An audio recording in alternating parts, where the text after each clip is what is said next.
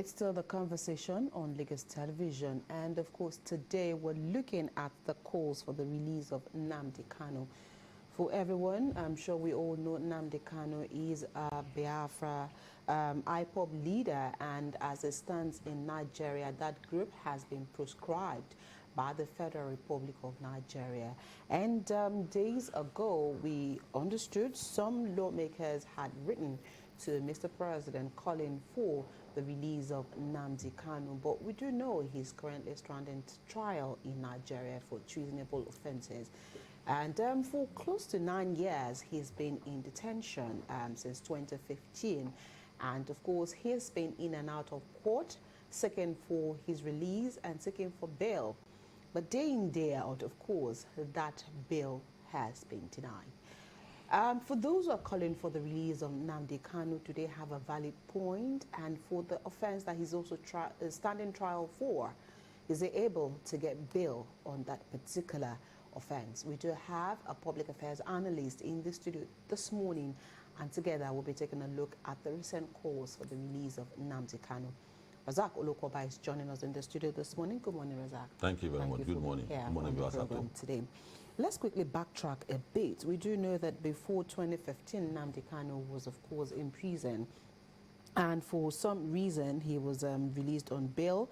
But in 2015, he was rearrested. And since then, he's been in prison. If you take a look at why it was arrested in the first place and the recent calls for the release of Nnamdi Kanu, can you put a face to this? Well, thank you very much. What is made to believe by the people that are calling for his release is that his agitation is the demand for a better life for the people of the Southeast, to be specific, the Igbo people.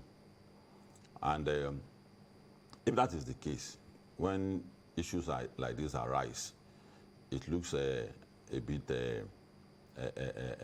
normal to make demand for his release, bearing in mind what is assumed to be pursuing. There are similar agitations to the call that is making, both from Igbo land and outside Igbo land. The one close to Igbo land is Wazuruke. Indeed, the similarity, in fact, in the struggle for the Igbo land and the Igbo cause, and Wazuruke is a senior to Nnamdi Kanu. Close to the Igbo land is the Niger Delta struggle, where we have the topmost and the prominent person in their struggle today as Asari Dokubo, and as well as here in Yoruba land. We have not attained the image of certain people in the struggle for the Yoruba cause, but we're also one of the leaders of a self-determination group. And we have the likes of Fashion, Gani Adams, Sunday Igboho. All the individuals I've mentioned, they have a similar pattern that they have adopted. Okay. But Nnamdi Kanu's own is more peculiar. How? And that is why his release is a bit more complicated. Okay. If you look at Asari Dokubo, his case was very clear. It's a movement for the emancipation of the Niger Delta people. And he never did anything beyond the Niger Delta. He never made a call for anybody to take their struggle to the doorstep of any other ethnic groups. He was just bothered about the people of Niger Delta. In fact, I was one of the people that became assertive when men tried to bomb, then they bombed Atlas Cove here in Lagos. And they got in touch with us because we also gave them ultimatum of 48 hours that we are not going to concede an inch of Yoruba land to an agitator. And they got in touch, they apologized, that will not happen again, and that put an end to it. The same thing with Nwazuruke. Nwazuruke, in your studio here, many of his members, you have interviewed us, members of his own organization then. So they pursue their cases that meet international standards. But for Nnamdi Kanu's case, it became more complicated when you did not follow the pattern that is ascribed by the international standard, you can call for a demand, either to live within Nigeria or to live outside Nigeria, by asking people to go and commit certain offense, burn certain properties down, kill certain people, do all sorts of things. And when it was going on, some of us that were close to people who are agitating for Igbo cause, we told them that, why don't you talk to your brother? If he's fighting the cause of the Igbo people, this is a very, very good way to disparage your struggle. And boom, it happened. He was arrested. So first, they gave him bail, and he jumped the bail. That is what people call that is not a credible suspect. When someone jumped bail, that means no longer credible to be given a bail. So that's what makes his case more complicated. But at times, when you put it side by side with what can come after it if you release him, there are so many things that have happened in the past. There are countries that are over. America negotiated with Taliban, and that's very, very unheard of. America wanted to negotiate. Nigerian government wanted to negotiate with Boko Haram at a point. That can you put down your arms and we get amnesty? Meant they got amnesty. So the picture that is imagined now is a picture that can we negotiate for a peace in the southeast for its release. But the complication is, would there be assurance that if it comes out, that peace will actually come? Okay. Bearing in mind what has happened earlier. Okay, Razak, aside from the lawmakers, Chief Edwin Clark adequately added his own voice to those calling for his release, calling on President Bola Tinubu to release Nnamdi Kanu. But looking at his conduct, his body language, during his appearances in courts, do you think he has learned his lessons in such a way that if he's released today, it will not make insightful statements again? And that is why the people who are calling for his release should be made to give that assurance that it happened first time, will it not happen again? When Azaru Doku was released, I want to say Azaru Doku when he was in Kuje prison.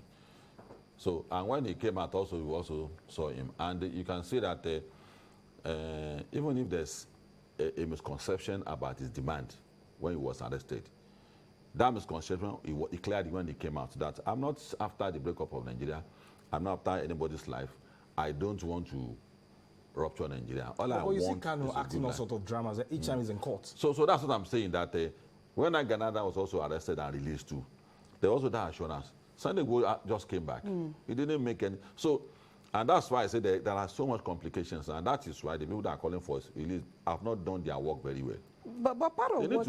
Okay, please land and then...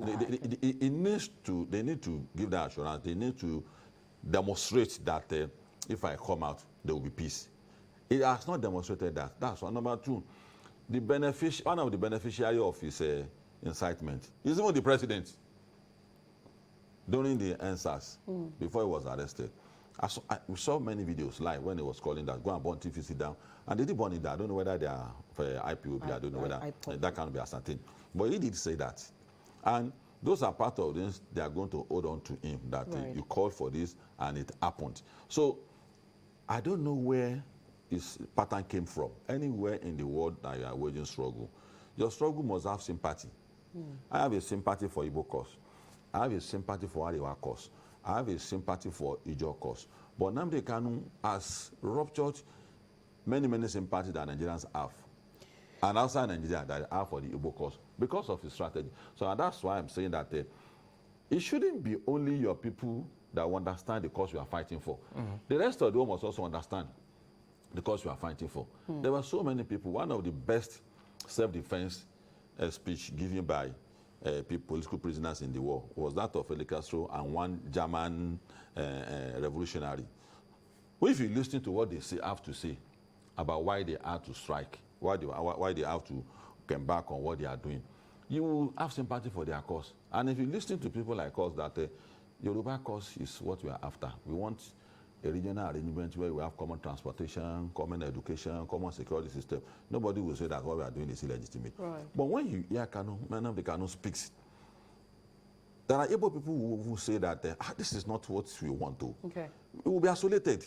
So when you do this to this a particular group, you do this to another, you have become isolated to try to understand that nobody wants to touch their struggle again. Everybody's afraid. And even there now, it has become salt and something bitter in the mouth. You can't throw away the salt, And then you can't swallow swallow the bitter. So because you are actually decimating the economy of the Southwest by what you are calling for, there are so many ways we can bring attention of the world to the cause of the Igbo people in Nigeria. Of course, there are so many ways. Asking people not to go out. So they are fundamental human and rights. I hope that our brothers, when Sunday Igbo came up, many of us spoke out and said that Yoruba, we want this, we want that too. But you need to examine your strategy very well. Discuss with Yoruba people before we make certain demand. We told Sunday Igbo directly, indirectly through the media, and direct to people that we know that know him, because we don't know personally. So, the Igbos too should also try to speak out and admit that there were errors in the struggle and the method of Nnamdi Kanu. The struggle of Igbo people, there's no error in it. If a ethnic group say that they don't want part of Nigeria again, they let them make the demand. But make it in such a way that you are not going to make life difficult for Ijo, Yoruba, Hausa, Fulani, and other ethnic group. So and that is the area of concern for everybody. Razak, you mentioned earlier, of course, that Nnamdi Kanu's agitation, we've had others who are also agitating for the emancipation of their own people. You mentioned Asari Dokubo, you mentioned late Faseon, you mentioned Gani Adams, but also some of the people asking for the release of Nnamdi Kanu are also asking the Attorney General of the Federation, Lateef Fagbemi, to invoke a particular section, that's Section 174 of the Constitution, to get Nnamdi Kanu released and charges against him dropped, which they cited a similar gesture already extended to Chief Sunday Igboho and Omoyele Sowore, who were facing treasonable charges. Sowore did not call anybody to go and buy anywhere down. No. And Sunday Igboho, Sowore did not call for burning down, break it down, bring more guns to Nigeria. Sowore did not say that. Okay. Sunday Igboho, I listened to virtually all his speech on social media. There was no way he's saying that the Igbo people are in trouble today. The Job people, we are going to mess them up. The Hausa Fulani people, we are going to call their truth. He didn't say that. So it's a liability to everybody now, Kanu, because the liability is in such a way that there is no guarantee that if he comes out, Nigeria will be at peace. And that should be a concern to all of us. And for all of us that watching our Igbo brothers, they need to be objective on this matter. Okay. That if you have a brother, that's a very complicated matter like this.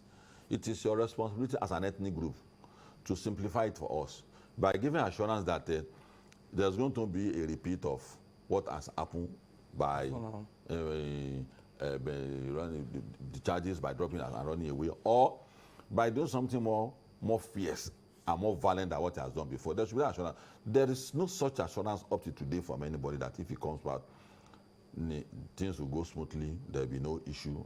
And if our brother from the Southeast will understand the danger of what is happening to the Southeast, it's actually receding the economy of the people of the Southeast by day, day by day, day by day. So the other regions are moving on. Our region here is safe. We are combating low-scale challenges in insecurity, but we are moving on. We have our own Matekun. Lagos has its own neighborhood. We are trying to manage ourselves. So, but on regional rating, the economy of the Northeast and the Southeast are the most decimated. Then the Northeast, nobody has come out to say that the two most deadly groups in the world, are the ISWAP and the Boko Haram, are doing the right thing. Nobody has said that in the North. But in the East, it appears that people seem to be happy with the way Kanu is carrying on his activity. And that is not correct in a nation. In a nation where you are a stakeholder, I'm a stakeholder, why will I be conducting myself in such a way that I will be hampering your peace, I'll be disturbing your growth, I will be, it's not, so that's the challenge. So it's a peculiar case. Okay. So we need to do more. The people who are calling for it needs to do more. Edwin Clark needs to do more rather than calling the president. He's the father of the nation.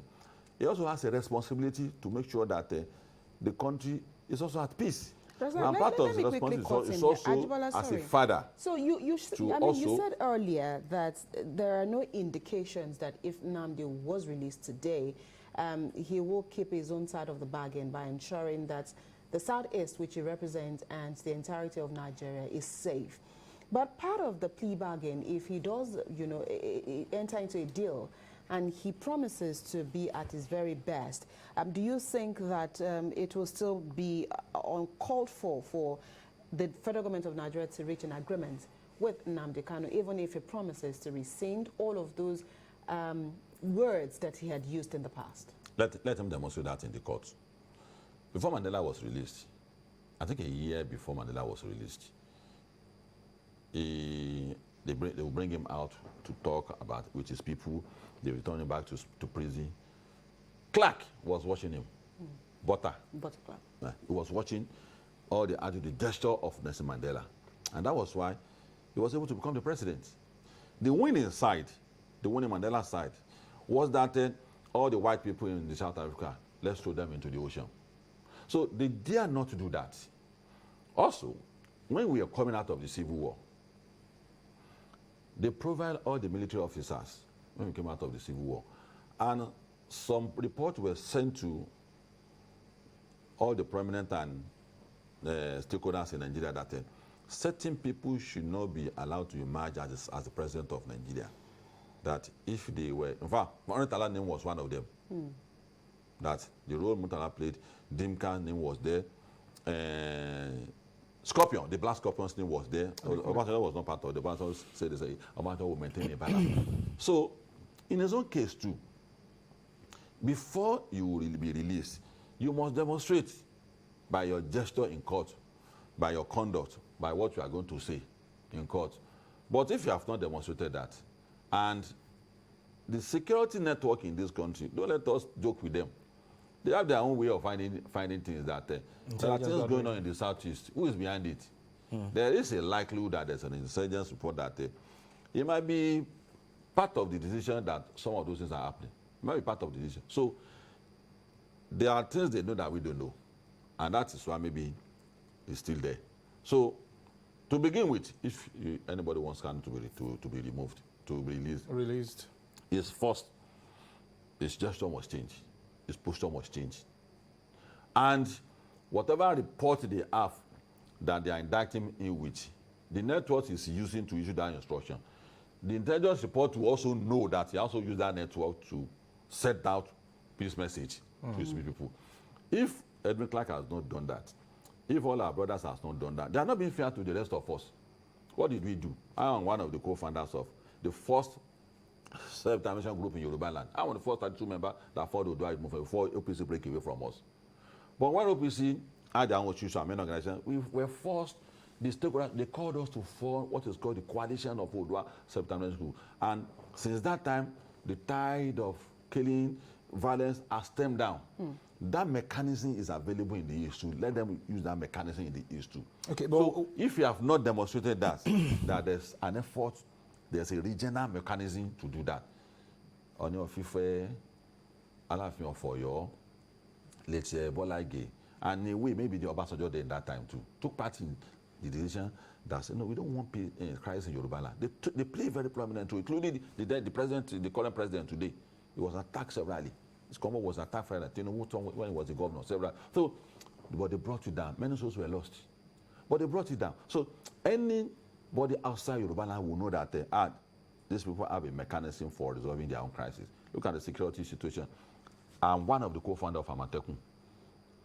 We designed what is the blueprint of Amatekun today together with the 6 governors in the Southwest. So, today is working. So, in the Southeast too, that regional mechanism that is called Ohanese in the book, that's the state are let them employ that mechanism to also engage Kanu.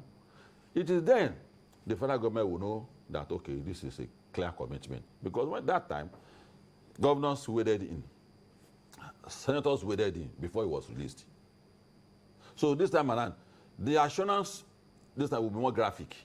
It's It's not going to be a question of rhetorics. Okay, but how do you clear. think Mr. President should handle all of this? It's very, very delicate, and according to what I read from Chief Edwin Clark, he kept saying that the Igbos are marginalized, and Mr. President should release Nnamdi Kanu in the spirit of restructuring, which he preached while he was the governor of Lagos State. How do you think Mr. President can undo this situation in such a way that it would not risk the safety and security of Nigerians in general? There are two things that Edwin Clark is bringing together. The release of Nnamdi Kanu, that's one. Igbo's demand, that's two. I support the demand for the Igbo people, that they should live a better life in Nigeria. I supported it. Once we talked, we spoke when it was the head of agitation. Including Asari Dokubo, Daniel Downs, we held meeting, we said several. So we compare notes. And Sheriman Shetima, who also the Arewa Youth Consultative, Arewa Youth, the new Youth of Arewa Consultative Forum, he spoke. But Nnamdi Kanu is a bit different from our own style. Right. His own approach. It's completely different. That strategy, I don't know how it intends to gain the sympathy, because the sympathy of the people matters in any struggle.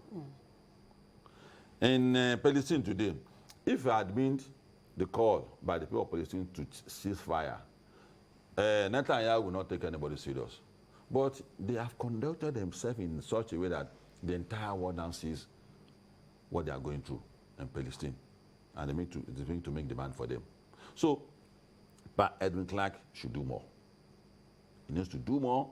He needs to wade in, not on the president only. He also needs to wade in on Kanu and his people. Okay. So the Igbo demand also is an opportunity for the president to also call the attention of all Nigerians to that. The reason why we have Boko Haram in the north, where we have agitation in the west, why we have demand and Ohaneze, is a structural deficiency of Nigeria. It is time for us to pay attention to it. And that's why I said, Edwin Clark should do more as a father of the nation. We engaged Jonathan when he was there. I met Jonathan several times. And we spoke to him about this, that there will be continued agitation by Boko Haram, by ISWAP, by other organizations, by if this country is not restructured, because it is designed to put an accusing finger to whoever is the president at the moment that is their problem. Are you implying that Chief Edwin Clark and those lawmakers are sentimental? Yes, they are sentimental. They are not objective. But if they are objective, they have to create a balance. You need to speak about the attitude of Kanu when he was going that we are making this call, and we are also making effort to ensure that what has happened the other time will not repeat itself. That assurance, Nigeria needs that assurance. Without that assurance, we will be thinking. But part of what they are also saying is that he's been unjustly imprisoned, and of course it's a case of oppression against his fundamental human rights. And here you are saying that this probably is a sentimental call, and so how do we justify the facts that yes, he's there based on some of the things that he has said in the past? Your right stops where my own begins. Sure. Your space stops where my own begin. Right. So, the right of a human being is not to deny the right of other people.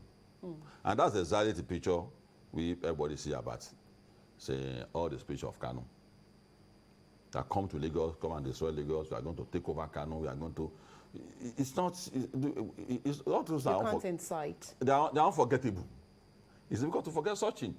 So, and for me, I was shocked that it's Kanu from the school of thought for Umar to the king. And as a nice guy, very clear-headed, has clear political understanding of the struggle of the Igbo people. Is supposed to be the picture and the symbol of the Igbo struggle, Umar to the king. So how they came about Nnamdi Kanu, I don't understand. So the question of right, we are going to be missing it. If you're only bothered about his own right, we are not bothered about security of the nation. We are not bothered about people who, on the strength of what he has said, has done a lot of things. We may not be able to tie the burning of TVC, burning of properties in Lagos to what he has said. But we are not going to assume that it does not influence people as well. Right. So it did influence people as well. Okay. And there are certain videos that shows that, oh, okay, these are not Yoruba people doing this in Lagos. Are they acting on the strength of what Kanu has said? It's not just for people for people to think like that. So it's matter. Everybody who is calling for it should know that it's complicated. Okay. And if they don't solve that complication, Nnamdi Kanu may not be released. Sorry, The president has a also responsibility saying, yes, to guarantee me my own safety. yes, but some are also If it's saying bothered that about Kanu, continued incarceration is the cause of the unrest in the southeast. We mentioned at the beginning that day in, day out, you hear issues of unknown gunmen killing people and maiming others. Of course, sit-at-home order is also there on a weekly basis, and so continued incarceration is probably one of the reasons why we'll continue to have this in the southeast. So would we now say that because he's there won't be peace and stability in the southeast? Well, if you want me to spike my nose because I want you to feel insulted, I'm the one enjoying myself. If you want to spite the nation by calling for sit-at-home in the southeast, you are not spiting anybody. You are actually spiting the economy. You are decimating and destroying the economy of the people of the south, of the southeast. You are destroying the life of Igbo people. It's not anybody's life that you are destroying. But be that as it may, people do that to call for attention. And when you get that attention, you have to handle your moment very well. He has not handled his moment very well. Of course, people assume that these all things are going on because of him. When he was in cancellation the first time, they had to talk to him and say that, oh, okay, oh yeah. At the moment he left, he flouted all the agreement. And that's why Nigeria will say that the South is rather remain the way it is than to burn the entire nation down. Okay, Abimbola quoted Section 174 of the 1999 Constitution the other time, and I'm quoting part of the letter, a particular section of the letter now, written by the 50 lawmakers. They are saying that we collectively believe is long overdue and will be instrumental in opening the door for the much-needed conversation surrounding peace, reformation, and inclusivity, as well as addressing the issues that led to the agitations, especially at this time when Nigeria is going through several constitutional reforms. That's part of their letter. So you see some of the things that they raise now: inclusivity, peace, reformation, and much needed conversation, especially now that we are going through constitutional reforms. They are not tenable. Well, that's not the section of constitution. It begins with Kanu. It's not with Nigeria. It's not. You are not the one at war in the southeast. You are not the one. It begins with Kanu to demonstrate that, okay, I've been spoken with. Let my guys lay their arms down. It doesn't begin with the government. There's nothing the government is doing in the southeast that the government not to stop doing. If people are unruly, police will come out. And if it escalates beyond the capacity of the police, army will come out. It's natural. And that is why ICC, International Criminal Court, there are times that our case may not be tenable there. We took Obasanjo to court on OD.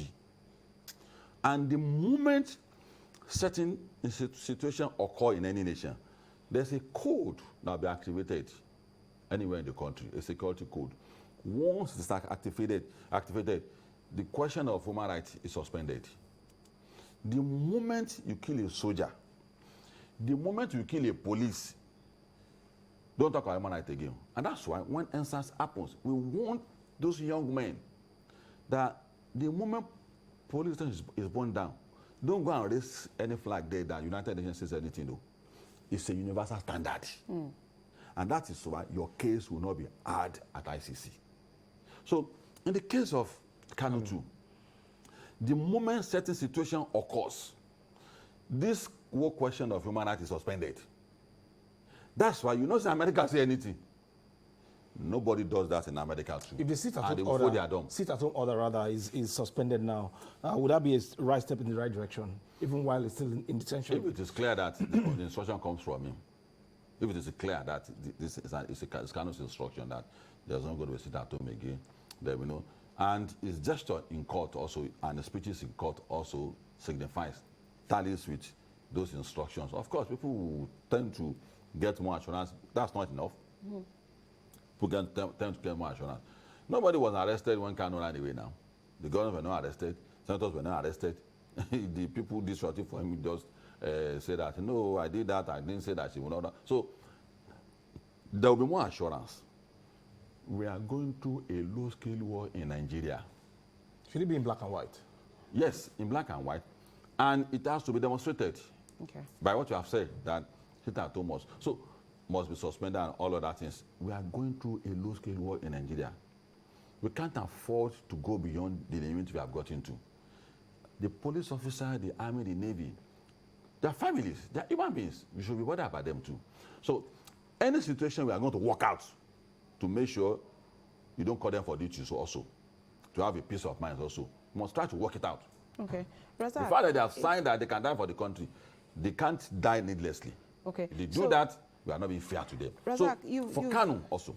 You've identified here that the calls for the release of Nnamdi Kanu is a complicated issue. Very complicated. So as much as those who are calling for the release of Nnamdi Kanu are calling for the release within the confines of their own right, what would be your what would you advise the courts to do in terms of speedy hearing of this particular case? Maybe if at the end of the day, if a ruling is given or a judgment is given or his trial is sped up, perhaps there will be a way to go from the courts. People who want a speedy trial don't love Kanu. Because if there's a speedy trial, it may, like, I'm not saying what is in court, but from the evidence that is available, they need to be careful. So rather than have a speedy trial, have this. So that's why the delay is good for Kanu to be able to have a way out for him. There's a speedy trial. Nobody will talk about anything again if he's been convicted. I'm not trying to pass preempt the court here. But if you push too much and if you drag the court to make the pronouncement of what is supposed to be punished for, because so we should not. They should not go to that route. The route they should go for is what they are doing. But they need to do more. Need to do more. They need to do more by convincing him. By assuring the nation, not by rhetorics that we have done in the past. It has to be demonstrated beyond reasonable doubt that there's a change of heart. You see videos of people saying that as long as we hold Kanu in captivity, we'll continue to do this. So, if you want to concede, if you are saying government should concede, concession comes from him too, first. So it's a 50-50. So the affront is not from the government. The affront did not start from the government. The affront started from Kanu. So to concede, the affront and concession must first come from him. So if the affront and the concession comes from him, the entire nation will look at the merit of his case and say that, okay, because the president is not the president of Nigeria only. He's presiding over the fate of 250 million Nigerians. In fact, in confidence, there are Igbo people who are also saying behind the scene that he should not be released. In fact, he should be sentenced. So that is traumatizing his own people. That who told you that Igbo people want to live in Nigeria? There are certain Igbo who are saying that. But they would have the courage to say it publicly. So, and the president is not deaf to some of those things. So he also hears the president hears. He has the mandate of so many Nigerians that hold them in captivity until we have assurance that something terrible will not happen to this. Until he's at the best behavior. Yes. All right, Ajibala, would that be all? That will be all. Okay. All right, I would have to leave the conversation here this morning. Thank you so much, Razak Olokoba, for finding time to be here today. Well, we've heard it from our guest here today. And for those calling for the release of Nnamdi Kanu, he says you need to do more by placating Nnamdi himself to be at the very best of his behavior going forward. Thank you so much for watching the conversation. We'll take a quick break and the program returns after this break. The views expressed on this program do not represent that of the producer, management of Lagos Television, or the Lagos State Government. They remain the perspectives of those expressing them. Thank you for staying with Lagos Television.